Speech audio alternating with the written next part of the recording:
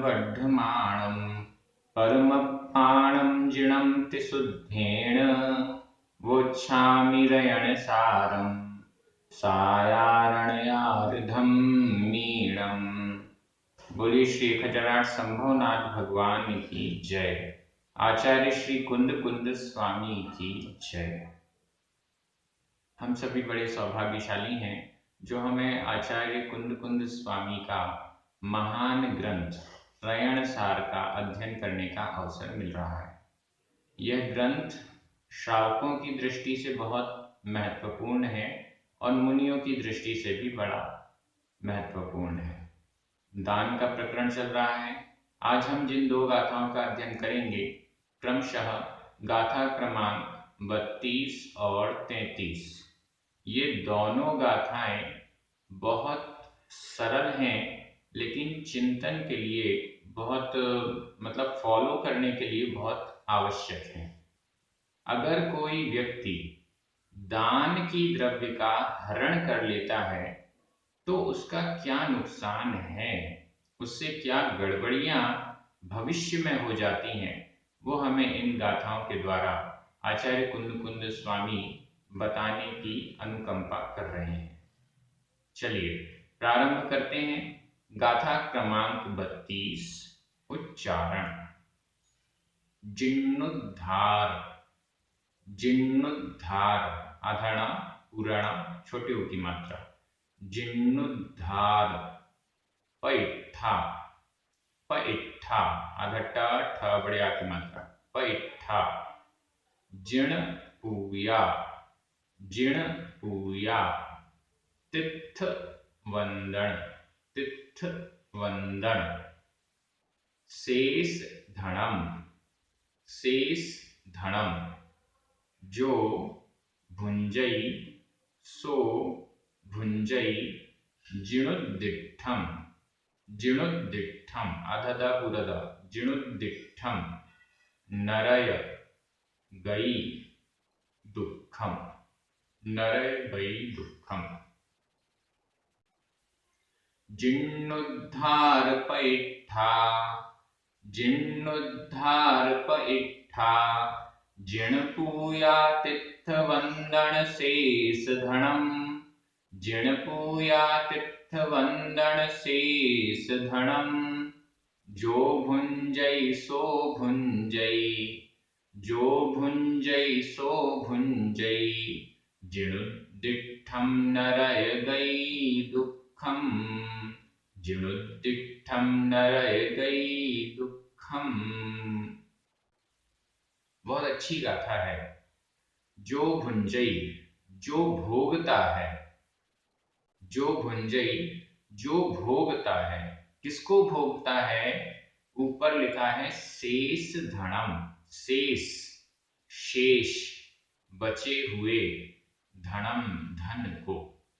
शेष धनम शेष धन को बचे हुए धन को। किससे बचे हुए धन को? जिन्नुद्धार पैठा जिण पूया तिथ वंदन इनसे बचे हुए धन को। इन कार्यों के लिए जो धन इकट्ठा किया गया एकत्रित किया गया उसमें से जो बच गया मतलब तीर्थ वंदना आदि संपन्न हो गए। अब जो धन बच गया उस धन को जो भुंजई जो भोगता है। सो भुंजई वह भोगता है। वह किसको भोगता है? नरय गई दुखम। नरय नरक। गई गति। दुखम दुख को। नरक गति के दुख को भोगता है। बहुत बड़ी बात है। जो तीर्थ वंदना आदि से बचे हुए शेष धन को बचे हुए धन को भुंजई भोगता है। सो वह नरय गई दुखम भुंजई नरक गति के दुख को भोगता है। भुंजई अर्थ हुआ भोगता है। यह वर्तमान काल अन्य पुरुष एक वचन का क्रिया रूप है। वह नरक गति के दुख को भोगता है।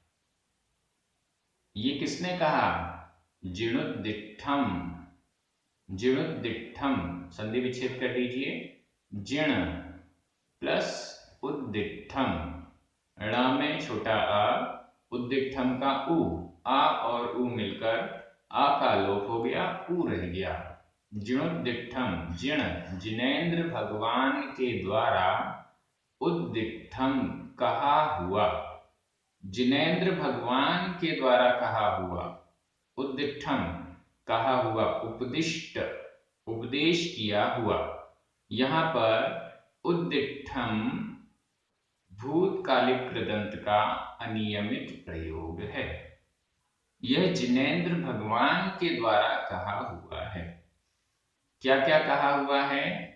जो इस शेष धन को भोगता है वह नरक गति के दुख को भोगता है। किससे बचे हुए धन को? ऊपर जीर्णोद्धार, जीर्णोद्धार, जीर्णोद्धार, दो णा है यहां पर, जीर्णोद्धार संधि विच्छेद करें, जीर्ण आधा णा पूरा णा, जीर्ण प्लस उद्धार, णा में छोटा आ, उद्धार का उ, आ का लोप हो गया, उ रह गया, जीर्णोद्धार, जीर्ण का उद्धार, जीर्ण जीर्ण, उद्धार जीर्ण का उद्धार। कौन सी जीर्ण का उद्धार?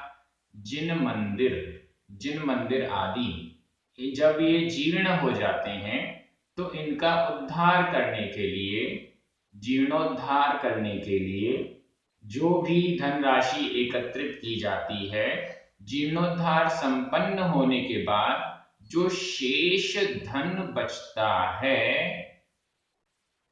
उसको जो भोगता है वह नरक गति के दुखों को भोगता है, मतलब नरक जाता है।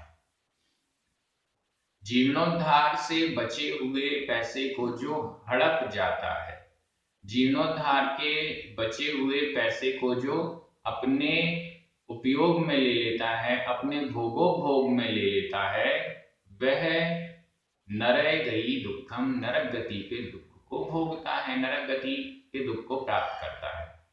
और कौन कौन से स्थान हैं ऐसे? पैठा, पैठा प्रतिष्ठा, जिन प्रतिमा की प्रतिष्ठा, पंचकल्याणक महोत्सव, पंचकल्याणक महोत्सव संपन्न हुआ, जितना खर्च सोचा था उससे अधिक दान राशि आ गई। अब इस बची हुई दान राशि को जो अपने भोग और उपभोग में लगाता है वह नरक को प्राप्त करता है, नरक गति के दुख को प्राप्त करता है। आपको एकदम क्लियर समझ में आ रहा होगा एक एक शब्द। तीसरे नंबर पर है जीर्ण पूया, जीर्ण पूया, जीर्ण जिनेंद्र भगवान की पूजा। यहाँ पूजा से तात्पर्य विधान, बड़ी बड़ी पूजाएं, बड़े बड़े विधान या जो भी आयोजन इस प्रकार के होते हैं वो सब हमें लेना है।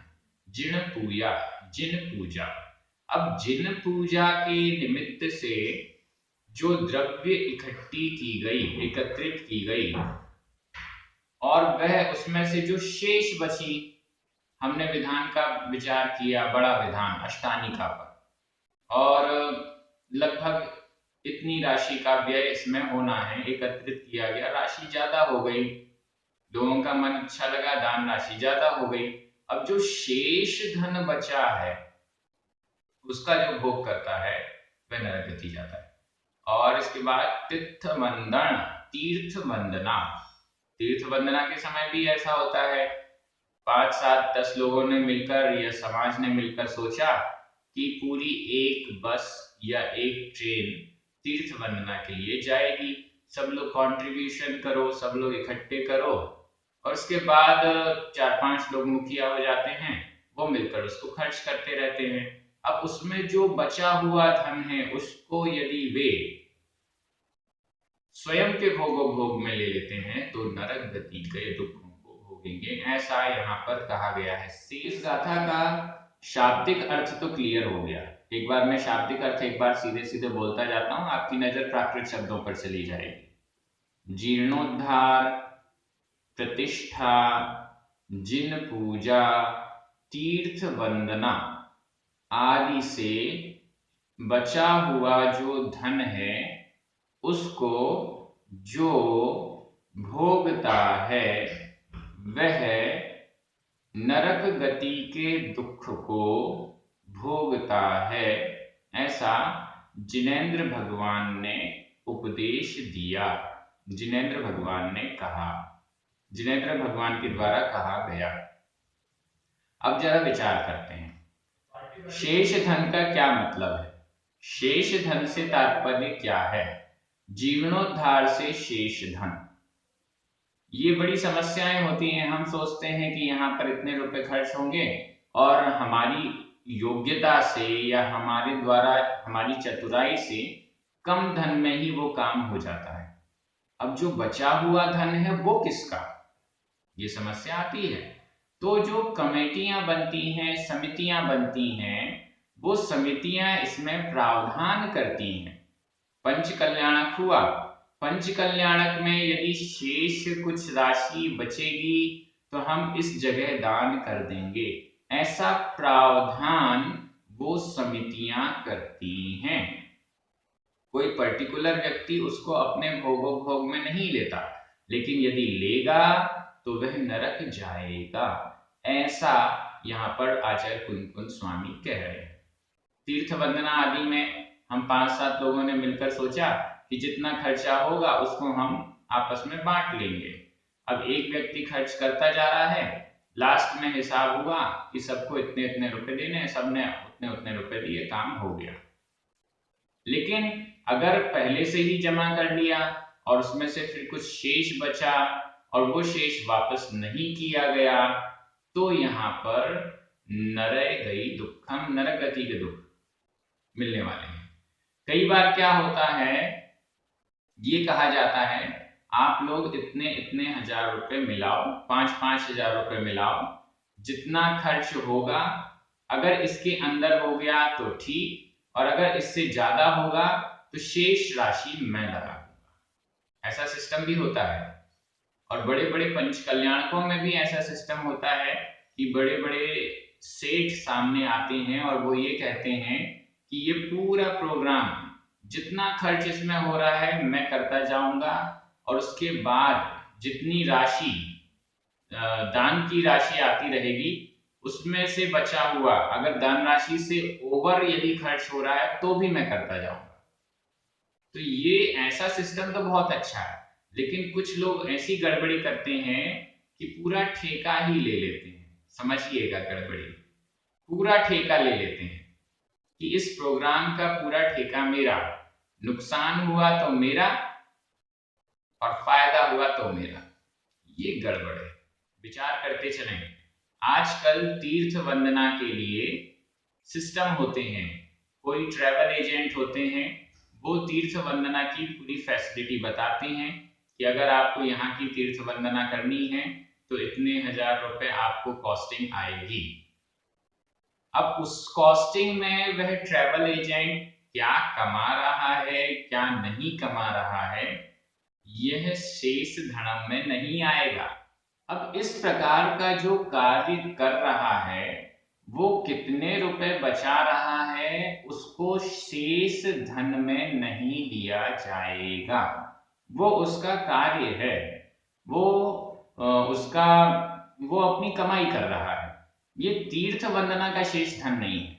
अगर कोई समिति ऐसा करती है, देखिए कोई ट्रैवल एजेंट ऐसा करता है तो वह नरक नहीं जाएगा, लेकिन कोई समिति ऐसा करती है, एक समिति बनी 5 लोगों की, समाज की, और उसने कहा कि ऐसा ऐसा करेंगे, और उसके बाद जो उनके पास शेष धन बचा उसका वो सदुपयोग करने की जगह आपस में बांट लेते हैं, तो ये गड़बड़ हो जाता है। बहुत बड़ा डिफरेंस है। एक व्यक्तिगत ट्रैवल एजेंट तीर्थ वंदना करा रहा है, उसको पाप नहीं लगेगा, क्योंकि वो तो स्पष्ट कह रहा है मैं 10,000 रुपए लूंगा और आपको वंदना कराऊंगा। अब आप ये मत सोचो कितना खर्च हुआ कितना नहीं हुआ।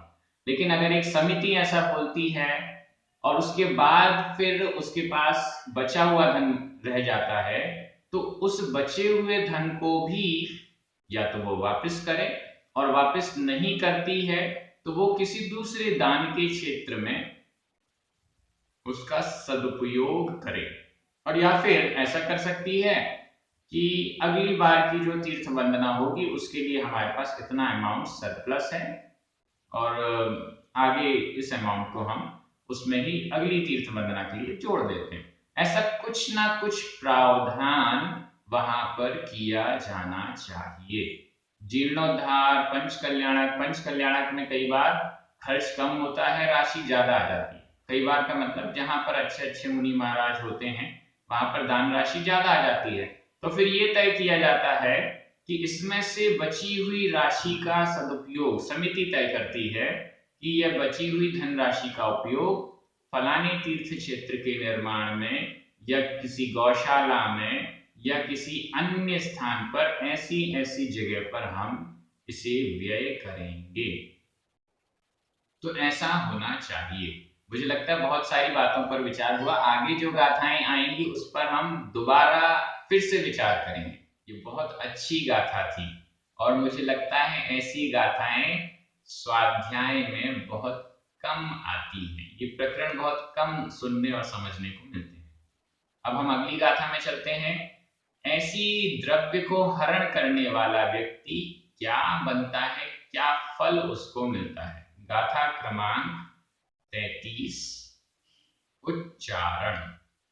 पुत्त, पुत्त, कलत्त, कलत्त, विदूरो, विदूरो, पुत्त कलत्त विदूरो, दालिद्दो, दालिद्दो, आधा पुरदा, दालिद्दो, पंगु, पंगु, मूक, मूक, बहिरंधो, बहिरंधो, चांडालाई, चांडालाई, कुजाई, कुजाई, चांडालाई कुजाई, पूया दाणाई, पूया दाणाई, दब्बहरो, दब्बहरो, पुत्तकलत्त विदूरो, पुत्तकलत्त विदूरो, दालिद्दो पंगु मूक बहिरंधो, दालिद्दो पंगु मूक बहिरंधो, चांडालाई कुजाई, चांडालाई कुजाई, पूयादाणाई दब्बहरो, पूयादाणाई दब्बहरो। बहुत अच्छी और स्पष्ट गाथा है। नीचे वाली लाइन, पूया दाणाई दब्बहरो, पूया पूजा, दाण आई, दाण संधि विच्छेद करें, दाण प्लस आई, दाण ना में छोटा आ, आई का बड़ा आ, दोनों मिलकर बड़ा आ हो गया, दान आई, दाणाई, दान आदि, पूजा, दान आदि, दब्बहरो द्रव्य का हरण करने वाला, पूजा दान आदि की द्रव्य का हरण करने वाला।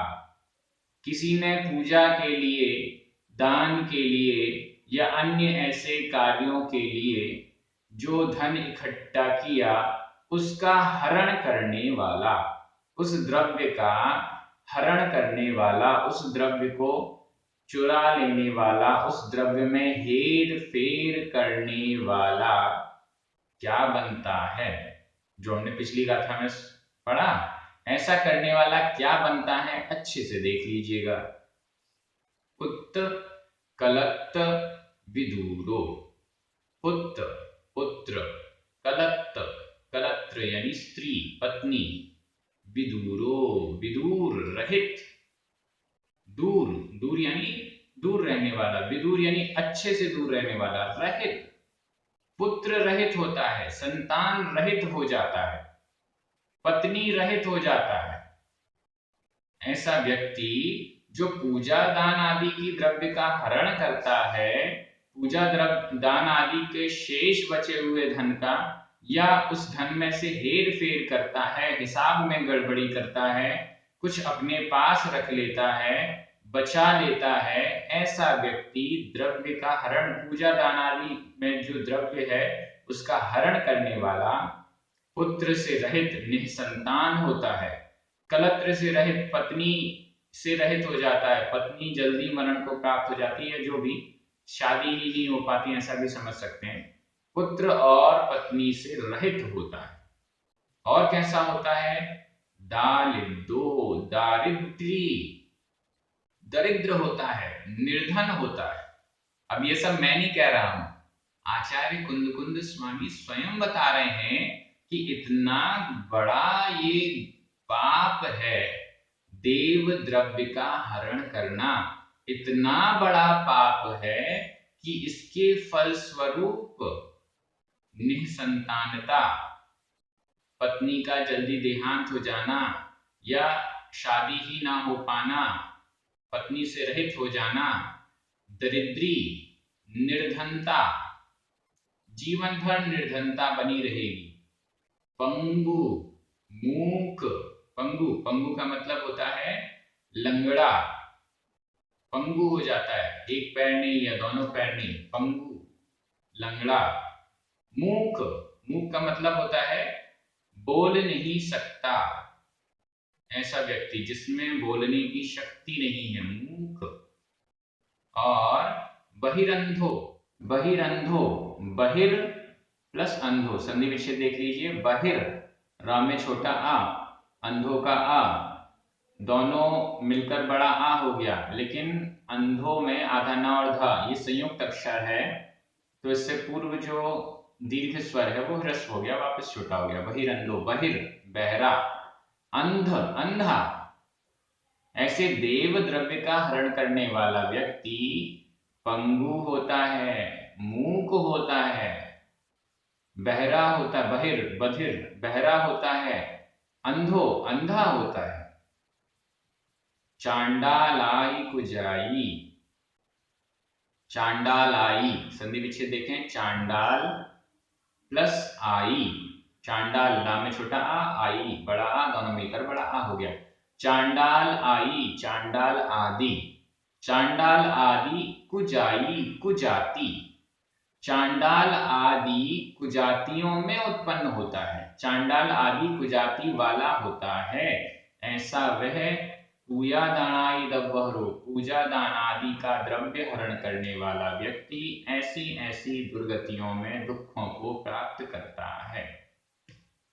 चांडाल आदि कुजाति ऐसी होती हैं कि बड़ी निम्न जाति हैं, इनको कोई छूना पसंद नहीं करता, इनसे कोई मिलना पसंद नहीं करता, बात करना पसंद नहीं करता, ऐसी कुजाति वाला होता है।